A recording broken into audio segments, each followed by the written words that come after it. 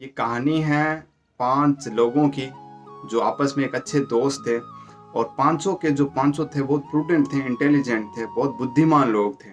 तो पांचों ने डिसाइड किया कि क्यों ना कि हम मतलब शहर चलें कमाने के लिए।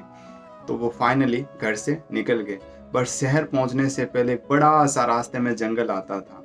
तो वो पांचों उस जंगल के अंदर घुस गए और जंगल के दो एक मतलब घंटे चलते चलते क्या हुआ कि पांचों ने एक जगह स्टॉपेज की एक जगह रुके और सोचा कि अब क्या किया जाए, अब कौन से रास्ते चले, क्योंकि उनको समझ नहीं आ रहा था कि कौन सा रास्ता उनके लिए सही है। तो उन्होंने डिसाइड करके क्या किया कि एक ने सजेशन दिया कि हम राइट चलते हैं, है ना। तो दूसरे ने सजेशन दिया कि नहीं, हमें लेफ्ट चलना चाहिए।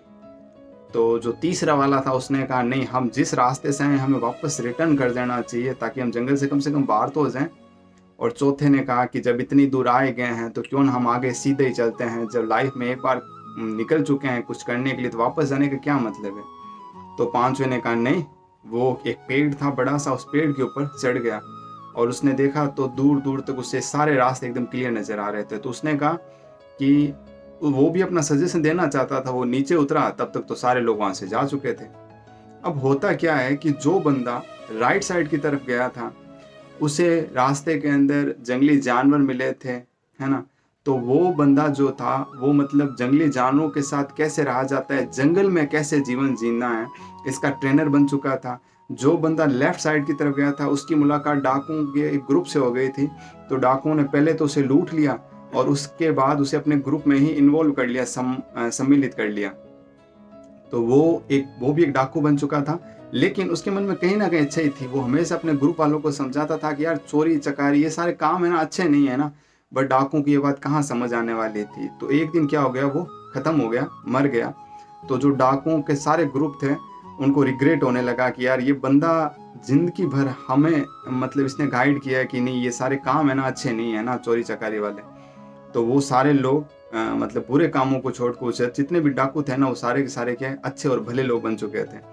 जो बंदा एकदम सीधा रास्ते, जिस रास्ते से वापस उसी रास्ते से आ चुका था, उसने जंगल के अंदर एक सीधा रास्ता बना दिया ताकि लोग आसानी से जा सकें, है ना, कहीं जंगल में कहीं ना खो। और जो बंदा चौथा जो था ना, जो एकदम सीधा गया चला गया था, वो एक बहुत बड़ा वैद्य बन चुका था जिसे जड़ी बूटियों के बारे में बहुत सारा नॉलेज था।